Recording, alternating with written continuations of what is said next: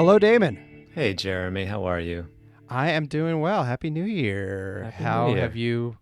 you survived, managed, thrived, question mark, in our tumultuous first 2, 3 weeks? Just trying to stay in the moment as much as possible. Yeah, I'd say either stay in it or get out of Yeah. it. One of the two. Don't look Yeah. back. That's No. for sure. It's a little bit like a Greek myth that way. Mm. So today I want to talk to you about endings and Mm. what it means to bring something to a close. We obviously just brought an old year to a close, but just how to make sense in a larger sense of what happened or what you did if it's a project, how it changed you when something ends, and figure out what that means for your story of who you are and what you do going forward. Basically, how to nail the ending, whether that's a project, a relationship, or maybe even life itself. And this is particularly relevant for us in this moment because we are ending this show, at least for the time being. We've both got a whole bunch of other activities on our plates in 2021. And with sadness and nostalgia and pride and excitement and all sorts of other feelings we'll get into, we're calling this our final episode of Stimulus and Response for now. And because we're always looking for another bite of the apple and then caramel on top to help bring it off and to keep us learning, growing, connecting to the very last second, we have a very special guest, Nirmala Nataraj. Hello, Nirmala. Hi. Hi, Nirmala. Hello. Thanks for having me on your show. How are you? I am as well as I can possibly be at this moment. So I'm a lot of different things, but fortunate to be here and lots of thoughts, lots of stories swimming around in the atmosphere. Well, I thought we could introduce you and your work, get to know you, and then talk a bit about endings in general and ours right now in particular. Does that sound okay? That sounds great. Does that sound good to you, Damon? That's perfect. Great. So, Nirmala, your 3-part professional description is writer, editor, and personal myth maker. We'll get Yeah. into exactly what that means in a moment. But for now, I would just start by summarizing you as a master of learning and teaching from the unexpected. And part of that is working with diverse individuals and organizations from the Smithsonian to Black Lives Matter. Another part is authoring 2 stunningly beautiful space and science books, both with prefaces by Bill Nye. And another is organizing playback theater performances where audience members tell stories from their lives and see them reenacted on the spot. I want to get into all of that and more, and of course, endings. But first, I thought, let's do some beginnings. Where are you from? Where'd you grow up? What was your family and community? And how did that lead you to this creative and maybe improvisation-centered life? Yeah, that's a great question.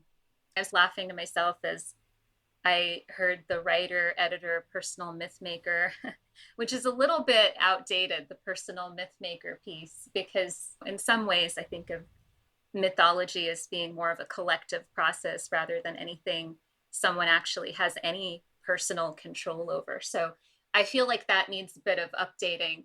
But And now you're editing it. and now I'm editing it. Yeah, that was from many years ago, but I feel like I've come into a greater sense of my own specific mythology and recognizing that it's something that it encompasses my personal story and it also transcends it. So I always laugh when I hear the question, where are you from? Because being a brown immigrant woman in the United States, that question can have so many different connotations. And depending on who's asking it and where it's coming from, I know that I have a tendency to code switch. So I always joke, it's like, do you want the short version of the story or do you want the longer version? And I think, of course, the longer version tends to be the one that is more accurate. And I think that speaks to the complexity of that question for me. So my family is from India, and my mother immigrated to the United Kingdom with her family back in the 60s when she was probably about 13 years old. So formative adolescent years.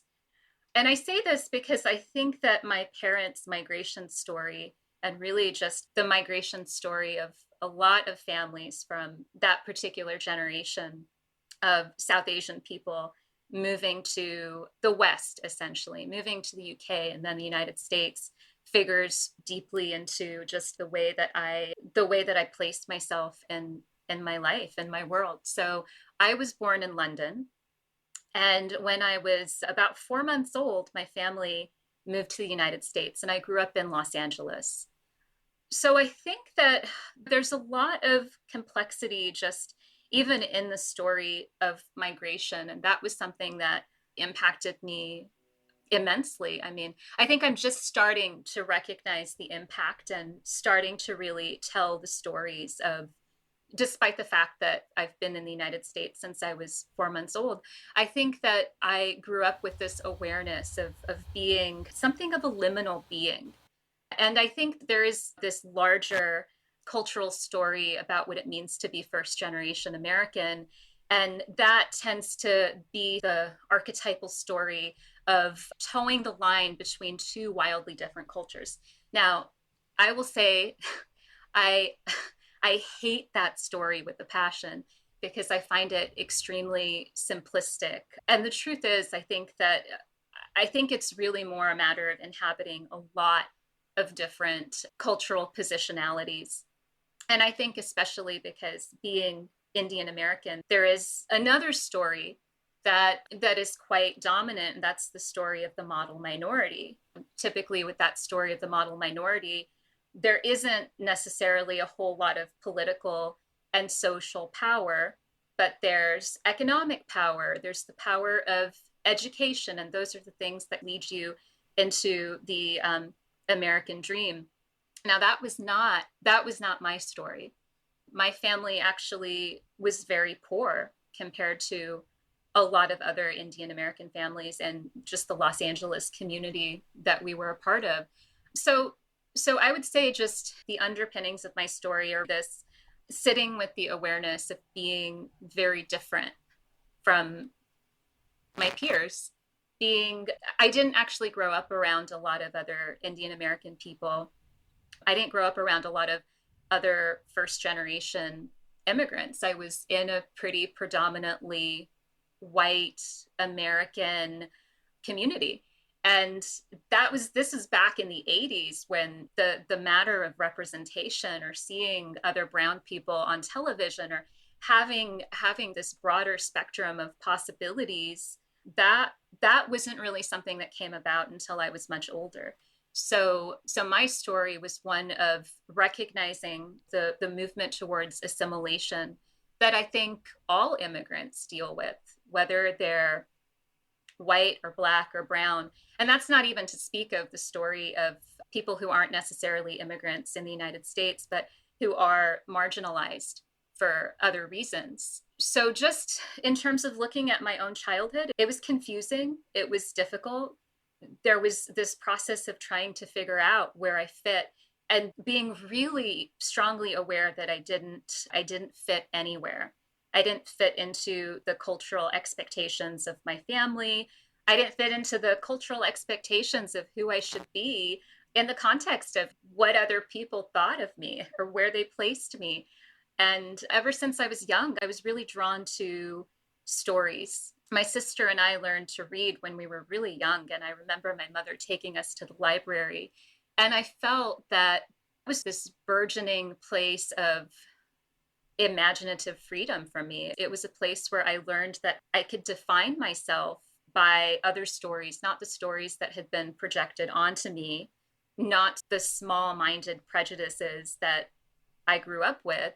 I felt like the world of myth and the world of story was the place where I began to dream bigger for myself, because I just felt like none of the narratives that I had been given were satisfying to me. The narrative of becoming successful or becoming a doctor or an engineer and living the American dream, I knew from a pretty tender age that that was a bullshit narrative.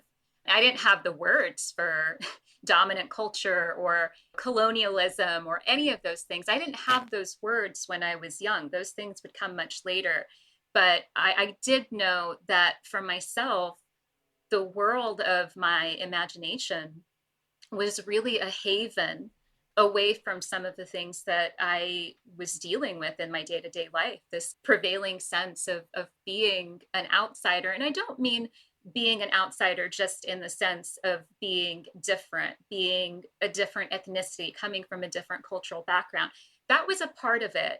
But I had this strong archetypal sense of being an outsider within my own family, just in the idiosyncrasies that I displayed. I was a very strange and playful and a trickster child. I made up my own language when I was a kid, and I was very aware of the fact that essentially everybody around me was stuck in some role. I had this whimsical and theatrical perspective of life that was strange, because I honestly don't recall where it came from. I just recall it being something that was always with me. And again, I found that this tends to be a common characteristic among people who find themselves code switching between different environments. And this is the language that they speak when they're with one particular community in their life. And here's the language they speak when they're in another. So people who tend to swim in this liminal space where they're neither here nor there, where they're neither one thing nor the other, I think have this very strong sense of the theatrical. And that was something that I believe was true for me when I was younger. And I think it's something that's still true for me now. That's so much rich topics there, and identify with a lot of the pieces in my own way. I'm part of another model minority. I'm Jewish. My grandfather came to the United States from Poland when he was 10. And I feel like that immigration, that's not parents and not myself, but close enough that certainly it was an important part of my father's life, and of course my grandfather's life, is something that I'm just really starting to assimilate now. And I subscribe to this newsletter and web magazine called Foreign Bodies, which is about immigrant and refugee mental health through personal stories in the United States. And I just identify with so many pieces and parts. And I don't know if that's because there's this commonality in our backgrounds, or just all humans are code switching, as you really described well. And in a way, you have a slight advantage when you have a disadvantage, where you can see it so manifestly and process it a little bit more because you can't avoid it. Not to make an advantage out of a disadvantage, but I think that's often what we find. I don't know what stood out there for you, Damon. I mean, what a rich tapestry. There was so much imagery that was floating through my head. I was seeing these geometric shapes, and I had that sense of trying to cram the square peg into the round hole type of imagery. And then the liberation, realizing that it's a three-dimensional world and there isn't just this one space that needs to be forward momentum needs to be going into. It's interesting that you learned to read so early and that stories became such a rich part of your inner life. And I'm curious, it's really difficult, I think, and rare on one hand. To just a quick background about myself. My parents divorced really young. We were also poor, but I went to the rich school and it was almost like I turned into a pumpkin every night. Didn't want to have birthday parties. There was a lot of shame around that. And I found myself trying to fit myself through that square peg, and there was with a lot of pain attached to it. And your ability to just pull out and create a whole nother world and another language for yourself, and that meta awareness of that you didn't want to play those roles. What were some of the ways that manifested and applied in I mean, obviously you shared some of them. I'm just really curious about what experiences as a younger person and then leading into stories now as an adult, and then just a greater question of like, what role do stories play for people? I mean, of course, I look at things through the lens of the brain, and how what we're the concepts that we create in our brain are what we typically toward create reality from. How is that liberation of seeing things through myth and being a little bit more expanded and open to the world, even though a lot of pain and a lot of people that may not understand you? What were some of the ways that you also applied that? Yeah, these are such beautiful questions.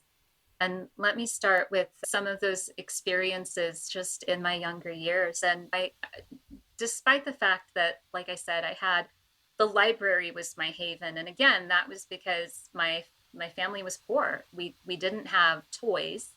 I mean, I think that I recall the bathtub that I had when I was a newborn baby that was filled with a few toys, but almost everything else was books, and it was mostly books from the library. So this became the primary pastime for, particularly for both my sister and me. My sister is 16 months older than I am, so we walked through a lot of the same experiences. So she was an ally and a confidant, although we had two very different, we were like the proverbial sisters, and we both set out on very different paths.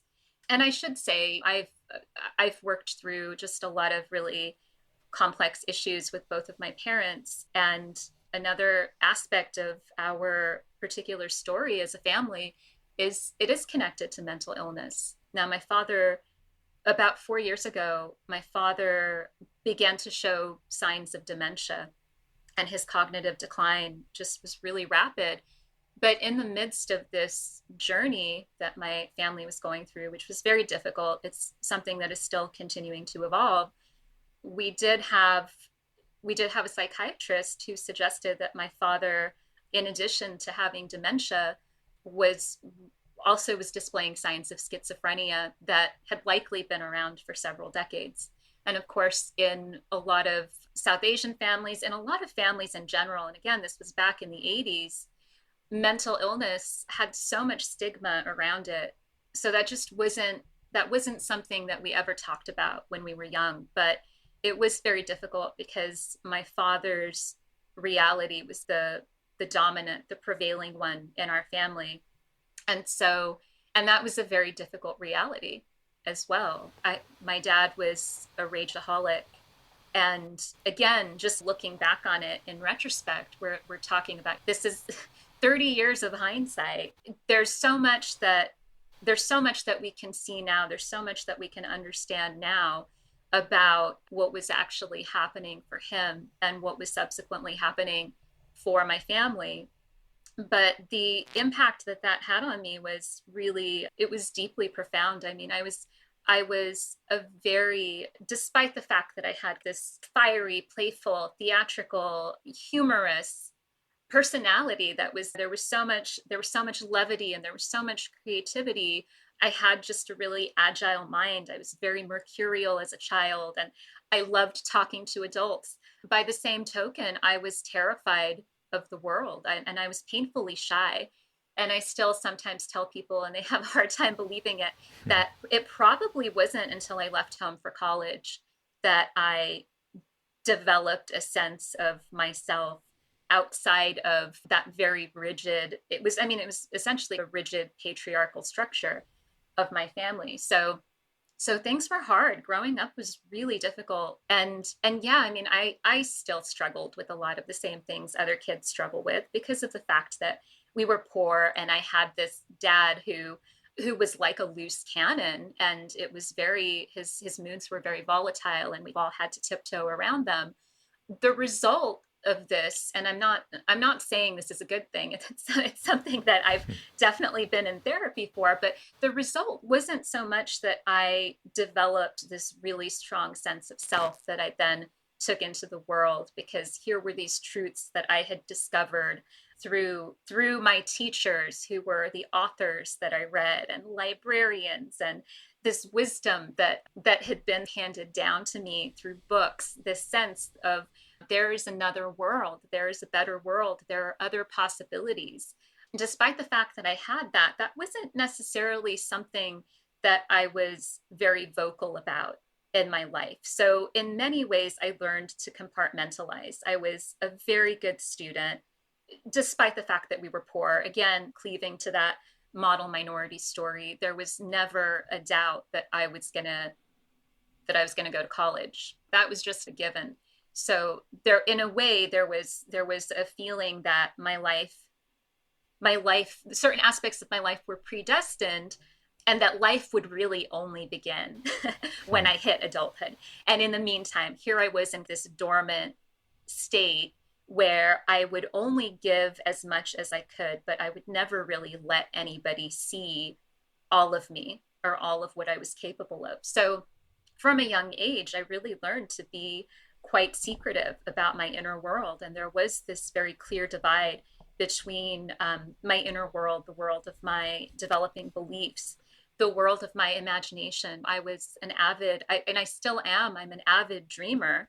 And this is going to sound this is going to sound very sad, and I don't mean for it to be, because it's again an extraordinary example of how sometimes the tragedies of our lives coalesce with the gifts we're given. Ever since I was young, I was an extremely light sleeper because anything could happen in my household. I could be woken up by just a loud argument. And so from a young age, I had this really intense level of vigilance. And I think that vigilance is connected to being a light sleeper, but also to being an extremely vivid dreamer and to being able to enter states of lucid dreaming. So here I had my active imagination, this sense of being able to weave into the realm of dreams, which I found to be far more satisfying than my regular day-to-day life, where I couldn't do something like just get on my windowsill and fly off wherever I wanted to. I lived in my imagination. And I would imagine that if someone were to look back on my childhood, or another child who had a similar life as mine, I think it would be really easy to pathologize that child and to say, okay, this child is showing signs of whatever the case might be. I don't know what the clinical expressions would be, but in many ways it was the conditions of the world around me that really laid the groundwork for just this extremely intimate, carving out this space for this extremely intimate relationship with my inner life. And very, very soon after learning to read, I was probably about 3 years old when I learned to read, and it happened very quickly. And I remember just having all of these books around me. I think Lewis Carroll's Alice's Adventures in Wonderland might have been the first officially big book that I read. And I was probably about 5 or 6 at the time. So very shortly after that, I started to write. And that was just an additional revelation for me. It made me recognize that the act of writing, and I think this is true for the act of really any creative work, it's a magical act. It's something that has the power to give definition and meaning. It has the power to create reality, as I discovered, and recognizing that I could do that. I think I must have been about 6 or 7 when I wrote my first poem. And it was something that, again, because of the fact that I was so secretive about all of these experiences I was having, I was generally only praised in light of my academic prowess or being a good little girl, but not for this thing that was so clearly the rawest and most authentic expression of who I was. I think I discovered that and I held that, and it was such a source of joy and such a source of power. And I believe that's what kept me going. But honestly, it wasn't until it wasn't until later in my life when I was able to, I always think of leaving home as becoming the more relational stage of my life, whereas the first 17 years of my life were really much more about weaving this cocoon of comfort around me in the realm of stories, in the realm of writing. And it was very difficult for me to develop what I felt were truly meaningful relationships with other people because, again, as a survival mechanism, I felt like I had to hide the most important parts of me from other people. And so that's the story of my later life, my early adulthood, which was moving into relationships of trust, moving into the power, the importance, the transformative potential of community, which is really what my life is all about now. Because the sense of who I was as an individual was very lonely.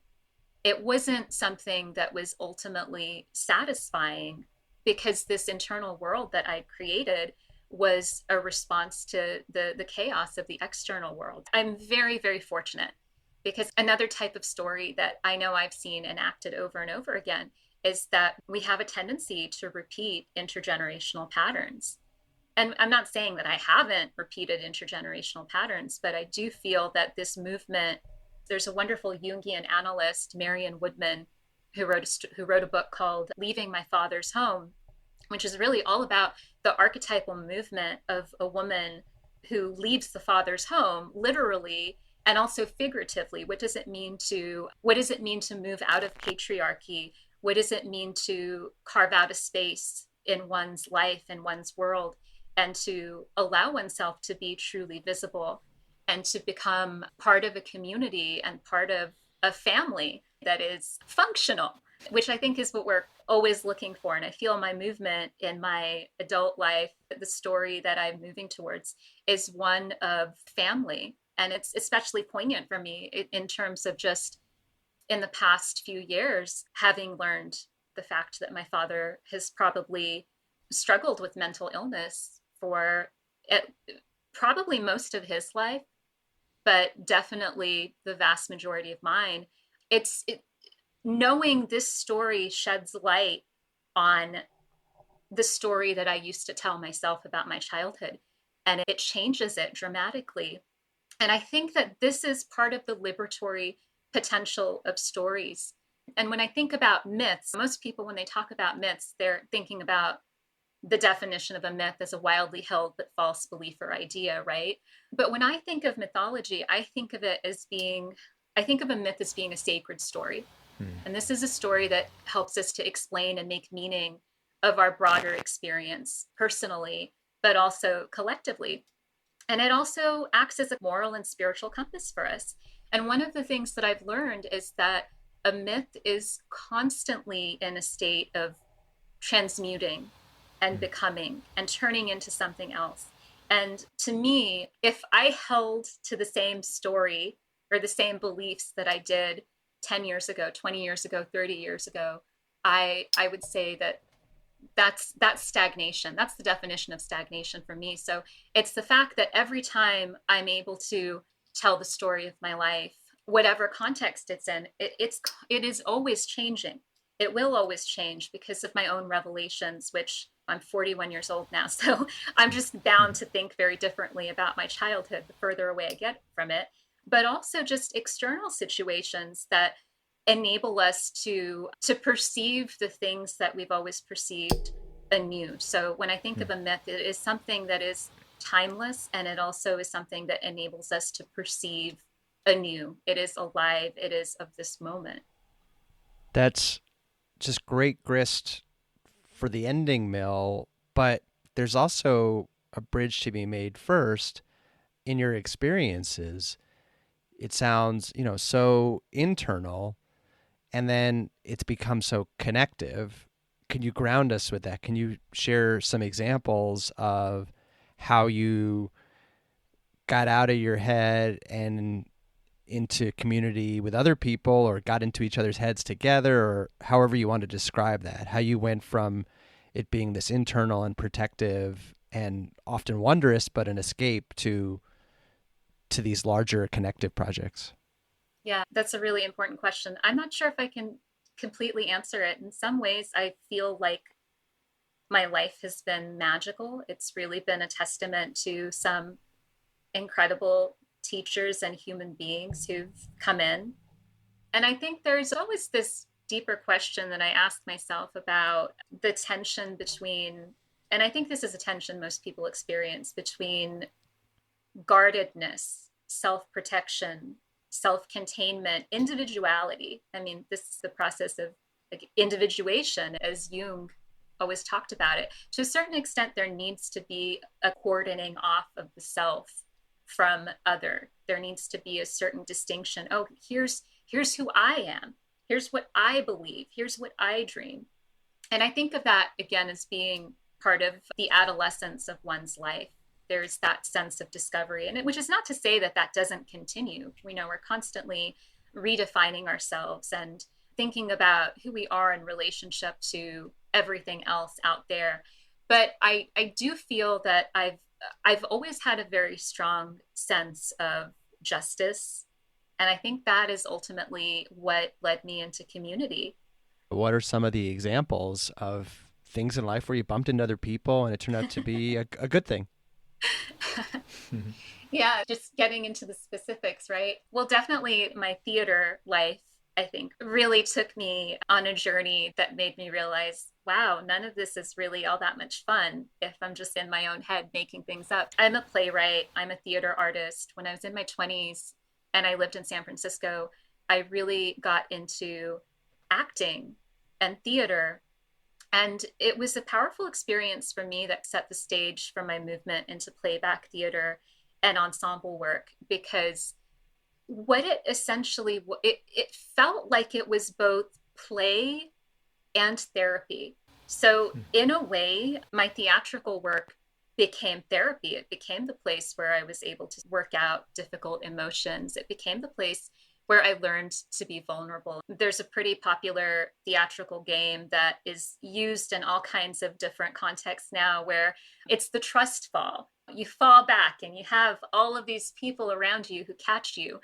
And in many ways, theater and any acting work, any performance work is about being able to step into that vulnerability. And you can't do it alone. It's not something that you can fake. And it taught me that the most transformative and creative work that we can hope to do is in community. I mean, theater is just, it is magic. It's ritual. For me, it is sometimes, I feel like it's the most immediate sense of God that I've experienced. It's been in theater, and theater is not an individual endeavor. I mean, even a person who's doing a one-person show has dozens of people supporting them. And so that was an experience that made me recognize, wow, I can go into these really deep states that I thought were only possible on my own with other people. And it's actually even more rewarding. It's actually even more revelatory. And the ripple effects are even more healing. So I would say that it was theater originally that made me think about the healing potential of collective creative work and the impact that can have on audiences, and how connecting to powerful stories with other people, whether these are audience members or an ensemble that you're a part of, is in many ways a very potent act of resistance. It's a potent act of justice. The space books and the lucid dreaming are also, to me, pretty clear connections, although they might seem out of left field. I guess first I should ask you to define lucid dreaming, and then I'll just say it seems to me that stargazing is a collective lucid dreaming. Oh, So yeah. I'll let you say a few smarter things from there. No, I love that idea of stargazing as being a collective lucid dreaming. And I But have first, to, yeah, what is lucid dreaming? Tell some people who yeah, don't know what that is. 'Cause sure. it's pretty So extraordinary. Yeah. it is. And so lucid dreaming is, and I'm sure that there's probably a better definition out there, but it is a dream in which the dreamer becomes conscious that they're dreaming. And this can happen in any number of ways. It usually happens in the midst of a dream, as opposed to at the beginning, although maybe there are people who've had that experience too. It is a moment. It's what I guess the Japanese might call a satori moment, a moment of bright revelation where it's like, wait a minute, things are not as they seem. And I have the power to actually influence what's happening here. And oftentimes when I lucid dream, I'll prove to myself that I'm lucid dreaming by naming elements of my waking life, just so I can ground into that and feel that sense of victory of having felled the illusion. And the notion is that once you're in a state of lucid dreaming, the idea is that you can then do really fun things like fly or shame your childhood bully, whatever the case might be.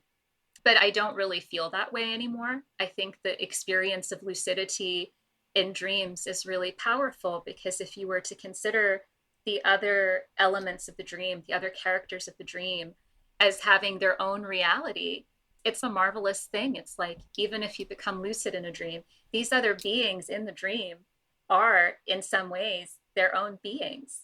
They're separate from you still. So there's a magic in that, in the same sense of being a writer and writing something, and then hearing other people have a conversation about the thing that you've written, and then just standing back and realizing to yourself, okay, this thing that I've created, I have no control over it, and I don't want to have control over it. And control isn't the purpose. It's stepping back and allowing this beautiful thing that I'm a part of, and maybe I even created, or who the hell knows, maybe it came through me, maybe I channeled it. This thing has a life of its own. So that's what I think of when I think of lucid dreaming. But usually, in the context of most people who want to achieve a state of lucid dreaming, it's to achieve a certain amount of control. And for me in my life right now, control is overrated. I'm much more interested in serendipity and surprises. Yeah, that's the best part about being asleep, is I'm not in charge anymore. Yeah, exactly. For you, Damon, is this something I can touch on maybe a couple moments in life that I can remember of possible lucid dreaming, but it's not my day to day. Is this something that you've ever experienced or often experienced, or do you have any questions about how to access those dials, if that's even possible? Well, so I'm 51 years old, and probably in my mid 20s, I took on the project to see if I could create the conditions to dream in a lucid way. And I kept a dream journal, and I really prioritized waking up in the morning and beginning just capturing everything that was going on in my dream. And at the time, my task was to try and find myself in a mirror. And I did, in fact, accomplish that one time, where I looked at myself in the mirror and I knew that this was part of the objective for me to create that marker, to be able to be aware that I was dreaming at the time. I found it to be just an incredibly rich, talk about story and mythology, just all the different layers and textures that unfolded. And as I would wake up in the morning and transcribe everything that happened, and I'm similar to you in that sense, where I wasn't looking at it as through the lens of psychotherapy or trying to uncover deep dark secrets. I was trying to be more playful with it, and I think it was also during that cocoon era for myself as well. I keep coming back to that. I love that. I'm going to weave that into stories that I tell when I speak with people moving forward, around the idea that maybe you're just in this state when you're building your cocoon and you're in that caterpillar state. And at some point you'll crack open and fly away. And I love just in general, the whole way that you've articulated your stories. They do feel magical. And I think sometimes when we get entrenched in the storyline, we just reinforce through our own neural pathways, and then just the trickle down effect of what's going on neurochemically in our bodies. And we tend to go where we look. And if we are open and cracked open to seeing things in more of that Jungian way, it seems like there's that latitude and liberation to not become closed off. And as you say, that intergenerational well, my dad was like that, so I'm probably going to be like that. And the more we say that, the more we see that story, lo and behold, the more we're going to move in that direction. So it feels so liberating in that magical sense. And I also really connected to your idea around theater. I lived in San Francisco for 20 years as well and took a crack at some improv theater when I was there. And I just remember, and I still use this in my own practice today, that just that game of yes and. Yeah. And I just love that ability to continue to move. And to me, one of the beautiful elements of that is that we all come to our relationships from our own stories. And when you play a game like that, you are not corroborating your case. You are floating around with another. And in a sense, as you say, trusting and floating. And to be honest, I was never very good at it because I was too wrapped up in my own story. I do want to circle back to the stars though, because I'm really on the edge of my seat waiting to hear how you frame the work. And I like what you were saying, Jeremy, about the lucid dreaming, being able to draw a line to that. Tell us about the stars. Yeah, that's a good question. And actually, just to go back to, I think, the piece of information you started with in the beginning, I'm actually the author of 3 books on the cosmos. The first is called Earth and Space. That was published 2015 and 2017. My book, The Planets, came out. And then in 2019, Chronicle Books, my publisher, published Stargazing. All of the photographs from these books come from NASA's archives. And so it was really a fun project for me because I poured over thousands upon thousands of images in their archives as I was doing the research for all of my books. And one of the things that we didn't talk about is that as much as my heart was in storytelling and mythology and all things art and writing, I thought I wanted to be an astrophysicist.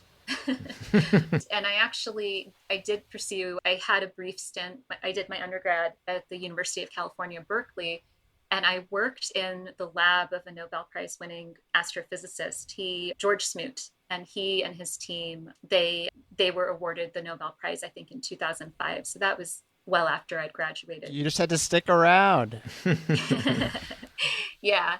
I know, but that was just a really fun experience. He was a wonderful mentor, but unfortunately, in the process of working at his lab, I was basically fixing satellite dishes. That thing was not very romantic. I was the only woman there, but it was a really fun experience. And it made me realize that my love for astrophysics was much more about the science fiction than it was about the reality of the work itself, which is in many ways, it's about zooming in and working on. Now, George Smoot was someone who had spent a good majority of his professional life looking at something known as cosmic microwave background radiation, which is a radiation that exists that is known as isotropic. I hope I'm getting this all right because it's been a long time since I've been in my undergrad physics class. But isotropic radiation is basically radiation that is exactly the same anywhere you are in the universe, and it's evidence of the Big Bang. And so this was something that Dr. Smoot had been studying single-mindedly for decades, actually, and he's a great pioneer in our understanding of the Big Bang.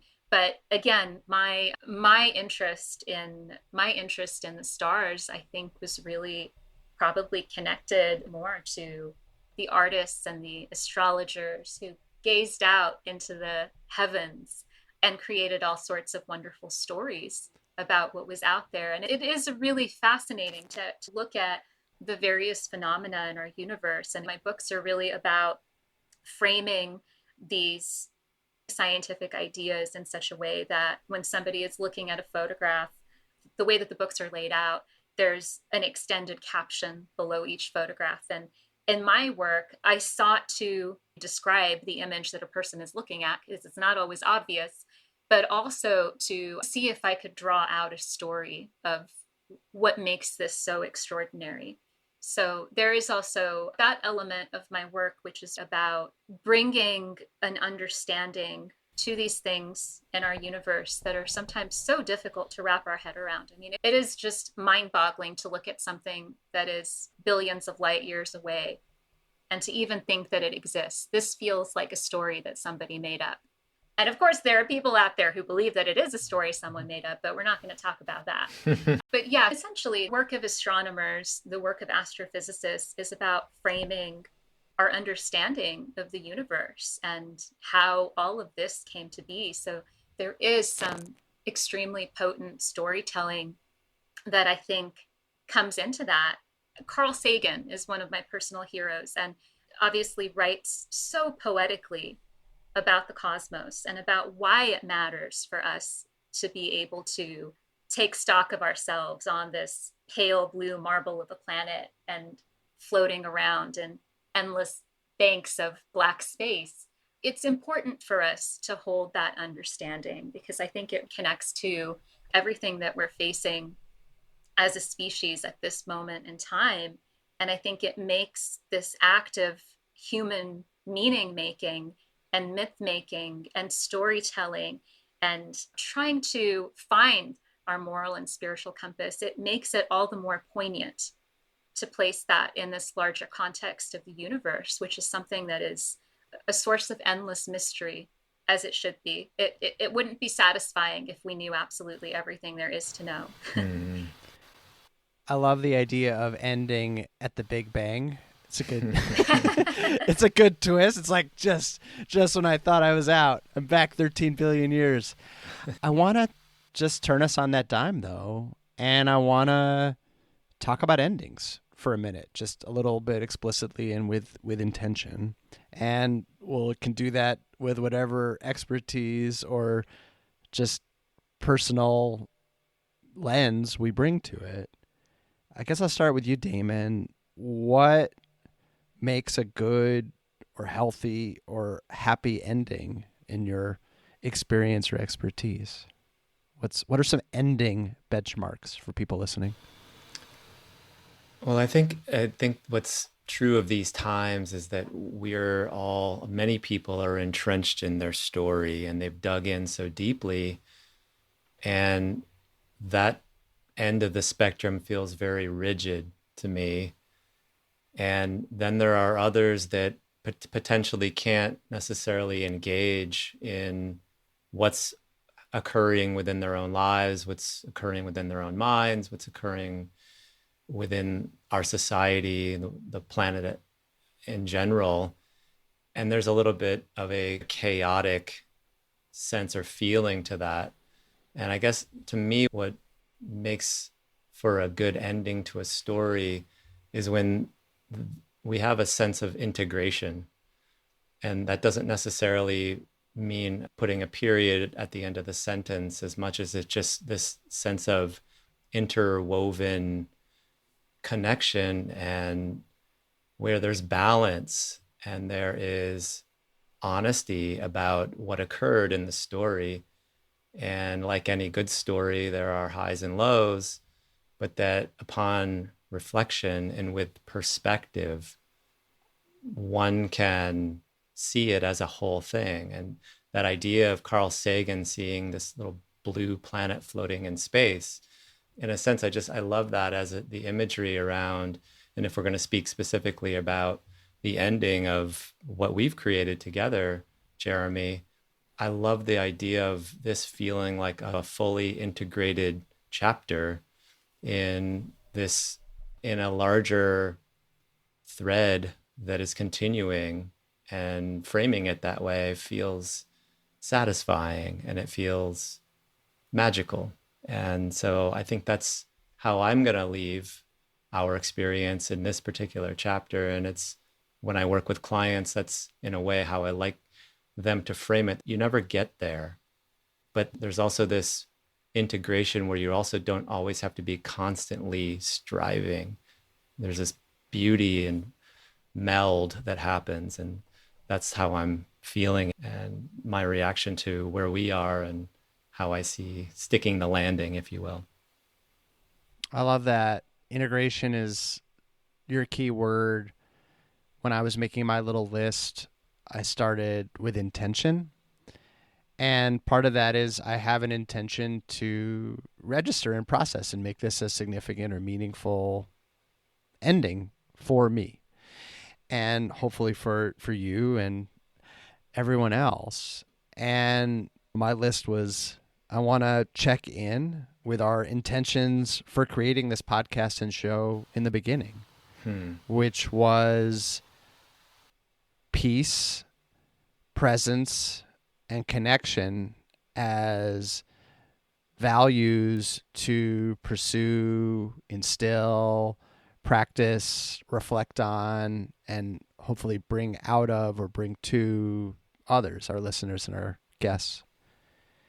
I wanted to reflect on what we accomplished, to not just skip to the next thing, but metabolize, incorporate, process that doing these 30 shows, getting to meet amazing people, getting to know each other better, and getting to know so much about myself. My joke I've said to you off air and maybe on air is everyone should record their therapy sessions, because you have one time where you're just saying what you have to say. And who cares if the therapist is even in the room? And then if you hear it a second time, oh, you can hear what the therapist said. And if you hear it a third time, you can hear what you said. And if you hear it a fourth time, you can start to make some reflections and come to your own conclusions, which are ultimately the only ones you're really going to act on. How you incorporate it all and have that distance. And so I feel so lucky to have had that opportunity in the public therapy parts of our show. And even the work of editing and listening to it, I've had to hear all these episodes 2, 3, 4 plus times. And that's turned out to be a privilege for me. And I wish that for everyone. So sneak a tape recorder into your next therapy session. And yeah, figure out where it fits in our and our listeners' lives, past, present, and future. I might just bookmark that a bit. It's not up to me to determine. I think that's an example of something where an ending makes sense in retrospect. I just know throughout my days, ever since we started doing this, but I know this will keep happening throughout my life, there's just reference points that are illuminated by things we've talked about. And so I'm just grateful to that. I went to an MFA program in creative writing, and I would always say about that, you go to school for 2 years to get taught about writing, but then you learn it writing for the next 10 years, whatever you got taught. And I think that's true of a lot of therapy. You just have to live it or practice it. And I know there's going to be things we've talked about or whatever Nirmala is going to say next that 6 years from now, I'm going to learn what she's going to teach me 6 seconds from now. So I want to appreciate that too. And I hope listeners get that benefit down the line as well. And finally come to an ending that feels generative, creative. That's an opening as much as a closing. And I guess I shouldn't have worried about that since we got all the way to the Big Bang. And I had to be like, no, we're going back to my intentional, explicit ending about endings too. But I could have just left us with the pale blue dot vanishing to nothingness. And maybe I will. I want to hand it off to you, Nirmala. What comes to you when we talk about nailing the ending? Wow. I mean, I love everything that you both just said, and I would probably have used similar words myself in terms of intention and integration. I think that we live in a time and a culture that is sadly devoid of meaningful rites of passage. So I think that for most of us, for most of human history, I would like to believe that people marked beginnings and endings. And sometimes it's difficult to know what's a beginning and what's an ending. Sometimes those things blur together. For myself, I will say endings can be abrupt and unexpected, and they can also have blurred boundaries. So it's hard to sum up what a good ending is, but I'll reflect on just a personal experience that I've been having. So I am coming up upon the 1-year anniversary of sobriety, close to a year ago. I can't even say that I made the decision to stop drinking. A day came and it was very clear to me that I was finished. And I would say that there's been something about this past year. I mean, this past year that has been so chaotic and transformative and full of uncertainty and full of ever narrowing echo chambers for so many groups of people. We live in extraordinary times when it comes to storytelling, but they're also very scary. And so I think that what happened for me after that particular ending, which was a very clear ending, and I know that lots of people struggle with relapses, but in this case, I did not. And I firmly believe that it was, I don't want to say it was an act of God. It felt like it was an act of grace. It was one of those endings that was decided for me. I didn't have to really do anything. And I think that after an ending, it feels right to have a period of rest. It feels right to move into a state of fallowness where there isn't necessarily too much movement or too much urgency about figuring out what the next thing is to do or to be. And I would say that in many ways, it seems miraculous to me that my specific ending, deciding to quit drinking, occurred pretty shortly before the global pandemic. And that was purely, it was a synchronicity. It was not something that I had planned. And I had a lot of people joking with me and saying, well, what are you doing? This is the time to start drinking more. But again, it was not a decision that I really made. It felt like the decision had been made for me. And the movement in the wake of that was towards rest, a state of allowing myself to move into the void, which is, for many people, it's a very uncomfortable place to be. But again, I think that it's back to the cocoon. It's back to moving into the new formation.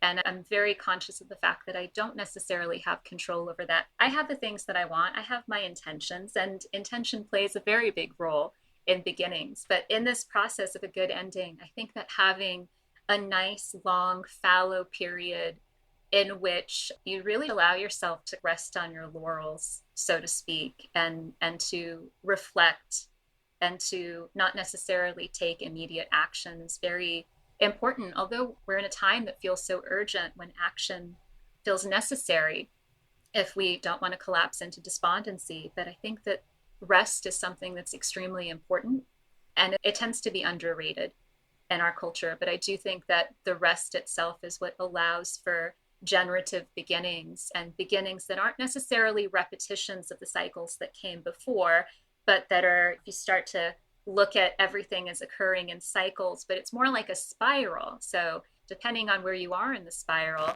it might look the same as it was before, but it's actually quite different because the learnings are new. And I think that this process of integration and even setting intentions requires that fallow period. I cannot think of a better way to close than with a call for rest and renewal. Damon, what would you add, or how would you take us home? I just want to express some gratitude, Jeremy, for you going on this journey together, being part of this cycle. And Nirmala, thank you so much for your magic and your wisdom. I'm going to use your words from your site, and I will push back if you think this is dated. I believe we have the power to plant seeds of stories that blossom into life-sustaining myths. And to me, this feels like one of those seeds was planted this hour. So I'm grateful that you were on our final show, and grateful that you are a spark and a soul on this planet. So thank you so much. Oh, thank you. It's been such a pleasure. I've enjoyed every moment. So thank you so much for having me. Thank you, Damon. Thank you, Nirmala. Thank you, everyone, for listening. I'd say we'll see you next time, and maybe we will, but if you're jonesing, just go back to episode 1. We'll be right there. We're going to sleep. Rest up, renew, and we'll take it from there. Bye, everybody. Stimulus and Response is hosted by Damon Valentino and Jeremy N. Smith, and produced by Matt Mullins at Black Rooster Productions. Please rate, review, and share the show, and please join us next time for another stimulating exploration of the best parts, best ways of being human and being alive.